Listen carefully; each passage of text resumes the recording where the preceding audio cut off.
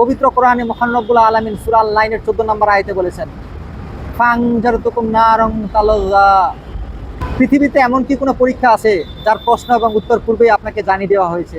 আপনি শুধু গিয়ে পরীক্ষা দেবেন আর পাশ করবেন। এরপরেও যদি আপনি পাশ না করতে পারেন, সত্যি আপনি হতভাগা। একজ্যাক্টলি আখিরাতের বিষয়টা ঠিক এমনই। কোন কাজ করলে আপনি জান্নাতে যাবেন এবং কোন কাজ করলে আপনি জাহান্নামে যাবেন তা আপনাকে পূর্বেই স্পষ্ট করে দেওয়া হয়েছে। পবিত্র কোরআনে মহান রব্বুল আলামিন সূরা আল-নাইনের 14 নম্বর আয়াতে বলেছেন, ফানজারতুকুম নারন তালাযা। অর্থাৎ আমি প্রজ্বলিত আগুন সম্পর্কে তোমাদেরকে অবহিত করেছি।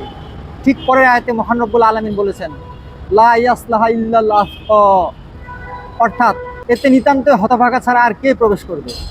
সত্যিই তো জান্নাত জাহান্নামের পথ সম্পর্কে আপনাকে দুনিয়াতে অবহিত করা হয়েছে এবং আপনার কাছে সতর্ক বার্তা পৌঁছানো হয়েছে। এরপরও আপনি যদি তা প্রত্যাখ্যান করেন, সত্যিই আপনি হতভাগা। সত্যি।